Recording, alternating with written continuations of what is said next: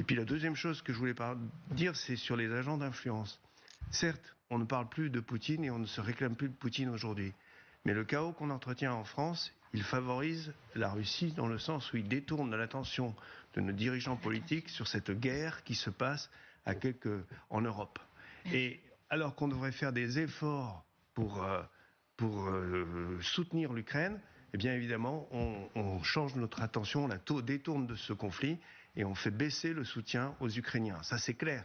Donc on ne peut pas voir dans l'attitude de certains partis politiques, je dirais peut-être même de certains syndicats aujourd'hui, une action qui est objectivement un soutien apporté à la Russie.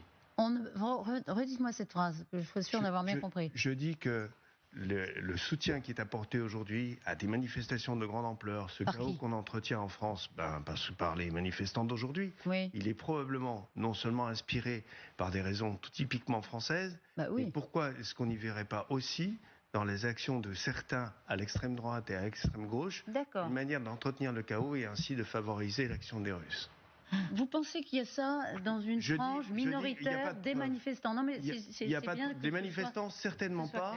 Les manifestants, certainement pas, puisque la plupart d'entre eux sont de bonne foi.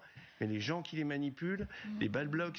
Donc vous dites qu'il peut y avoir des manipulateurs qui tirent des ficelles aussi dans l'intention, effectivement, d'affaiblir le camp occidental et français, européen, face à la Russie. D'attirer l'attention sur autre chose. Et d'y faire diversion. Exactement. Juste pour vous montrer à quel point, de toute façon, Poutine est coutumier